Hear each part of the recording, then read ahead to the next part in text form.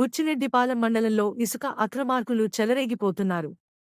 మట్టి ఇసుక గ్రావెల్ ఎక్కడ దొరికితే అక్కడ దోచుకుంటూ సొమ్ము చేసుకుంటున్న వైనం నెలకొంది. తాజాగా మెనగల్లు గ్రామంలోని ఇసుక రీచ్లో కొందరు ఎటువంటి అనుమతులు లేకుండా అర్ధరాత్రి వేళలో ఇసుకను అక్రమంగా రవాణా చేస్తున్నారు. అయితే పోలీసులు వాటిని గుర్తించి అక్రమంగా ఇసుక తరలిస్తున్న ట్రాక్టర్లను స్వాధీనం చేసుకుని కేసులు నమోదు చేసి వాటిని స్టేషన్కు తరలించారు. ఓ పక్క ఎమ్మెల్యే వేమిరెడ్డి ప్రశాంతిరెడ్డి నా నియోజకవర్గంలో అవినీతి జరిగితే సహించేది లేదంటూ చెబుతున్న అక్రమార్కులు మాత్రం మేము తగ్గేది లేదు అవినీతి చేస్తామన్నట్లుగా చెలరేగిపోతున్నారు. దీంతో వేమిరెడ్డి ప్రశాంతిరెడ్డి మాటలను ధిక్కరిస్తూ పూర్తి భిన్నంగా నడుచుకుంటున్నారు.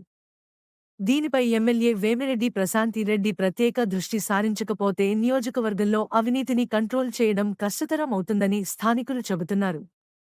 అయితే ఇసుక రీచ్లో ఉంటున్న సెబ్ అధికారులు వీటిని గమనించకపోవడం ఏమిటనే ప్రశ్నలు తలెత్తుతున్నాయి.